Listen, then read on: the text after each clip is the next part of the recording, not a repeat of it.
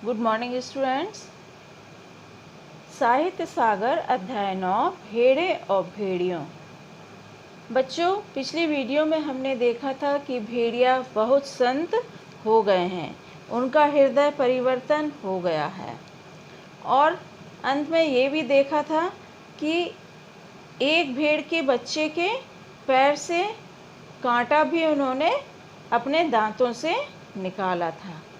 अब आज हम लोग भाग 4 में आगे कहानी देखेंगे, जो कि पेज नंबर 61 और 62 पर है। ठीक है। अब दांतों से पर जब वह बेचारा कष्ट से चल बसा तो भेड़िया संत ने सम्मान पूर्वक उसकी अंत्येष्टि क्रिया की। ठीक है ना। अब यहाँ पे देखिए, दांतों से मतलब वो बेचारा छोटा बच्चा था, उनका क्या मतलब था कि उसका क्या कर दिया था, उन्होंने खा लिया था उसको। दांतों से क्या किया था, कांटा निकालना मतलब उसको खा लिया था। और बेचारा कष्ट से चल बसा था, मतलब मर गया था। तो क्या किया था भेड़िया ने, उसका इज्जत से उसकी अंतिम क्रिया कर दी थी। अब तो वे सर्वस्व त्याग चुके हैं, सब कुछ उन्होंने त्याग दिया है, छोड़ दिया है। अब आप उनसे भय मत करें, उन्हें अपना भाई समझें। सब मिलकर बोलो, संत भेड़िया जी की जय।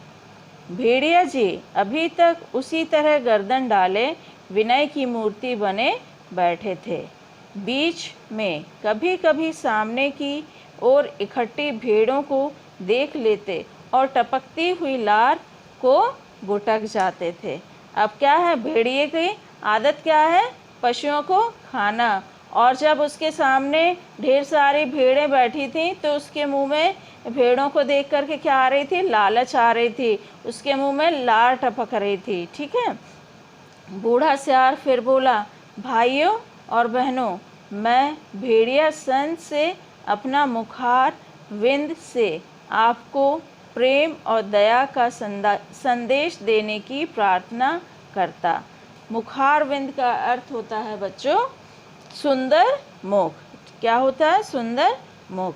पर प्रेमवश उनका हृदय भर आया। ठीक है। वो क्या कह रहा है कि मैं आपका सुंदर मुख भी दिखा देता, पर उनका क्या आ गया है, संदेश देने की प्रार्थना करता, पर प्रेमवश उनका हृदय भर आया है। वे गदगद हो गए हैं और भावातिरेक से उनका कंठ अवरुद्ध हो गया है। भावातिरेक का अर्थ होता है बच्चों भावों की अधिकता। ठीक है। और वो उनका क्या हो गया है, इमोशंस में आ गए, इमोशनल हो गए हैं। ठीक है। और उनका कंठ मतलब गला अवरुद्ध हो गया, रुक गया, भर गया है, वे बोल नहीं सकते। अब आप इन तीनों रंगीन प्राणियों को देखिए, आप इन्हें ना पहचान पाए होंगे। पहचाने भी कैसे, ये इस लोक के जीव तो हैं नहीं, ये तो स्वर्ग के देवता हैं। ठीक है। वो जो रंगे हुए सियार थे, उनके लिए क्या बोल रहा है बूढ़ा सियार कि आप इन तीनों को नहीं पहचान पाएंगे, और पहचान भी नहीं सकते, क्योंकि ये कौन है, स्वर्ग के देवता हैं, जो हमें सदुपदेश देने के लिए पृथ्वी पर उतरे हैं। ये पीले विचारक हैं, कवि हैं, लेखक हैं, नीले रंग के नीले नेता हैं और स्वर्ग के पत्रकार हैं, और हरे वाले धर्म गुरु हैं। अब कविराज आपको स्वर्ग संगीत सुनाएंगे। हाँ कवि जी। पीले सियार को हुआ हुआ के सिवा कुछ और तो आता ही नहीं था। हुआ हुआ चिल्ला दिया। शेष सियार भी हुआ हुआ बोल पड़े। बूढ़े सियार ने आँख के इशारे से शेष सियारों को मना किया और चतुराई से बात को यूँ कहकर संभाला, भाई कवि जी तो कोरस में गीत गाते हैं, पर कुछ समझे आप लोग, कैसे समझ सकते हैं। अरे कवि की बात सबकी समझ में आ जाए तो वह कवि काहे का। कह रहे हैं कि जैसे स्वर्ग में परमात्मा वैसे ही पृथ्वी पर भेड़िया। हे भेड़िया जी महान, आप सर्वत्र व्याप्त हैं। सर्वत्र का अर्थ होता है बच्चों सब जगह। सर्वशक्तिमान हैं। सर्वशक्तिमान मतलब सब शक्तियों से युक्त हैं। प्रातः आपके मस्तक पर तिलक करती है। सांझ को उषा आपका मुख चूमती है। उषा मतलब शाम, है ना। सांझ को उषा आपका मुख चूमती है। पवन आप पर पंखा करती है और रात्रि आपकी ही ज्योति लक्ष लक्ष खंड होकर आकाश में तारे बनकर चमकती है। हे विराट, आपके चरणों में इस शूद्र का प्रणाम है। ठीक है, ये सारी बातें सियार किससे कह रहा है? भेड़िए से कह रहा है। फिर नीले रंग के सियार ने कहा, निर्बलों की रक्षा बलवान ही कर सकते हैं। भेड़ें कोमल हैं, निर्बल हैं, अपनी रक्षा नहीं कर सकती। भेड़िए बलवान हैं, इसलिए अब क्या बोल रहा है सियार? नीले रंग के सियार ने कहा है निर्बल, जिनके पास ताकत नहीं है, शक्ति नहीं है, निर्बलों की रक्षा बलवान ही कर सकते हैं। और बलवान कौन अपने आप को बता रहे हैं? सियार लोग अपने आप को बलवान बता रहे हैं। और निर्मल कोमल किसको कहा गया है? भेड़ों को बताया है।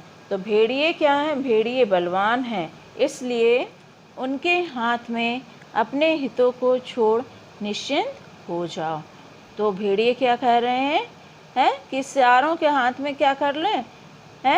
भेड़ों को अपने आप को छोड़ दें और निश्चिंत हो जाएं, चिंता ना करें, बेफिक्र हो जाओ। वे भी तुम्हारे भाई हैं, आप एक ही जाति के हो। तुम भेड़ वह भेड़िया। तो सियार क्या बोल रहा है कि आप लोग क्या हैं? आपस में भाई हैं, एक ही जाति के। तुम भेड़ हो तो वो भेड़िए हैं, कितना कम अंतर है। और बेचारा भेड़िया व्यर्थ ही बदनाम कर दिया गया। व्यर्थ मतलब बेकार में ही बदनाम कर दिया गया कि वह भेड़ों को खाता है। अरे खाते और हैं, हड्डियां उनके द्वार पर फेंक जाते हैं, ये व्यर्थ बदनाम होते हैं। तुम लोग तो पंचायत में बोल भी नहीं पाओगे। ठीक है, तो क्या बोल रहा है सियार भेड़ों से कि आप लोग भाई बहन हो, भाई हो आपस में। तुम भेड़ हो तो वो भेड़िए हो। बेकार में भेड़ियों को बदनाम कर दिया है। खाता कोई और है, लेकिन उनके द्वार पर, उनके दरवाज़ों पे हड्डियां फेंक जाते हैं और बदनाम कर देते हैं। ठीक है, भेड़िए बलवान होते हैं। यदि तुम पर कोई अन्याय होगा तो डटकर लड़ेंगे, इसलिए अपने हित की रक्षा के लिए भेड़ियों को चुनकर पंचायत में भेजो। बोलो संत भेड़िए की जय। और सियार क्या कह रहा है कि जो भेड़िए हैं वो जो परेशानी में जब भेड़ें तुम लोग आओगे तो क्या करेंगे? ये तुम्हारे डट करके सामना करेंगे, तुम लोगों को क्या करेंगे? सेफ करेंगे। ठीक है, तो इसलिए भेड़ों से कह रहा है सियार, तुम लोग अपने हित की रक्षा के लिए, भेड़ों के लिए बोल रहा है कि अपने हित की रक्षा के लिए किसको चुनना है? भेड़ियों को चुनकर पंचायत में भेज दो। वो सियार क्या चाह रहा है कि भेड़िए ही पंचायत में चुने जाएं। ठीक है, फिर हरे रंग के धर्म गुरु ने उपदेश दिया, जो यहाँ त्याग करेगा वह उस लोक में पाएगा, जो यहाँ दुख भोगेगा वह वहाँ सुख पाएगा। अब सियार जो हैं अपने अपने उपदेश दे रहे हैं। जो यहाँ त्याग करेगा वो कहाँ उस लोक में पाएगा, जो यहाँ दुख भोगेगा वो वहाँ सुख पाएगा, जो यहाँ राजा बनाएगा वह वहाँ राजा बनेगा। राजा बनाएगा मतलब भेड़ों से चाह रहे हैं कि वो जो अगर दूसरे को राजा बनाएगा, अगर भेड़ियों को अगर यहाँ पर राजा बनाएगा तो वो वहाँ पर स्वर्ग में खुद राजा बनेगा। जो यहाँ वोट देगा वह वहाँ वोट पाएगा। इसलिए सब मिलकर भेड़िए को वोट दो। वे दानी हैं, परोपकारी हैं, संत हैं, मैं उनको प्रणाम करता हूँ। अब क्या क्या कैरेक्टर बता दिए उसके, क्या कैसा है दानी है भेड़िया, परोपकार है और संत है। ठीक है, यह एक भेड़िए की कथा नहीं है, यह सब भेड़ियों की कथा है।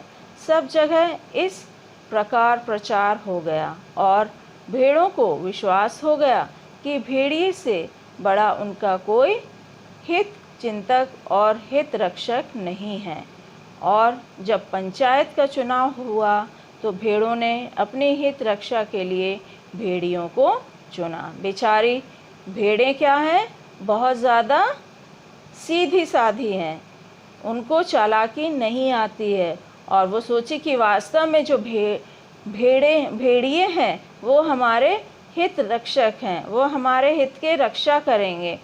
तो बेचारे भेड़ों ने किसको चुन लिया, भेड़ियों को चुना और पंचायत में भेड़ों की हितों की रक्षा के लिए भेड़िए प्रतिनिधि बनकर गए।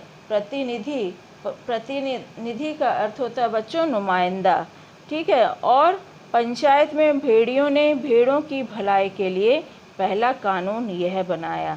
अब जब भेड़िए चुन लिए गया, भेड़ियों को चुना, तब क्या पहला कानून बना, हर भेड़िए को सवेरे नाश्ते के लिए भेड़ का एक मुलायम बच्चा दिया जाए। अब क्या कानून बना दिए, भेड़िए बहुत चालाक होते हैं, देखा उन्होंने क्या किया, पंचायत में अपने कानून उनको चुन लिया। जब भेड़ों ने भेड़ियों को चुन लिया तो क्या कानून बना दिया कि हर सुबह हर रोज़ भेड़िए क्या करेंगे, हर रोज़ हर भेड़िए के, एक भेड़िया नहीं, हर भेड़िए के लिए एक मुलायम बच्चा दिया जाए।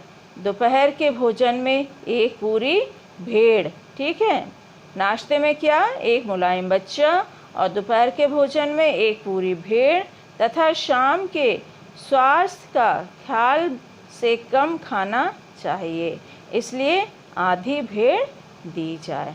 ठीक है, भेड़िए आखिर भेड़िए होते हैं, चालाक होते हैं। ठीक है, तो चालाकी से उन्होंने अपना काम किया और उन्होंने क्या किया, भेड़ों पर अपनी पूरा शिकंजा कस लिया था कि सुबह उन्हें क्या चाहिए, दोपहर में क्या चाहिए और शाम को क्या चाहिए। भेड़ें बेचारी शांत खामोश होकर के उनका कानून सुन रही थी। ठीक है बच्चों, आया, उम्मीद है कि आपको ये कहानी समझ में आ गई होगी बच्चों। ठीक है, अध्याय 9 भेड़ें और भेड़िए, भाग 4, पेज नंबर 61 एंड 62। कठिन शब्दों के अर्थ लिखिए। शब्द अर्थ, मुखारविंद, मुखारविंद का अर्थ होता है सुंदर मुख। भावातिरेक, इसका अर्थ है भावों की अधिकता। सर्वत्र, इसका अर्थ है सब जगह। सर्वशक्तिमान, सब शक्तियों से युक्त। निश्चिंत, इसका अर्थ होता है बेफिक्र। व्यर्थ, इसका अर्थ है बेकार। प्रतिनिधि, इसका अर्थ होता है बच्चों नुमाइंदा। ठीक है बच्चों, भाग 4 का गृह कार्य इस तरह से है।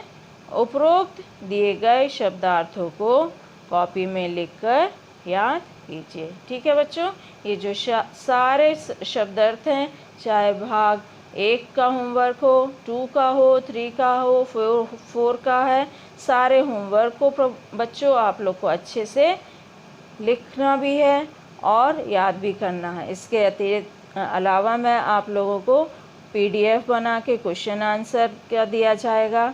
ठीक है, साथ में आपका सारांश जो है वो भी आपको करना है। ठीक है, और सारांश को बहुत अच्छी तरह से पढ़िएगा ताकि जो कुछ भी क्वेश्चन आंसर आते हैं वो आप लोग बहुत अच्छे से कर लें।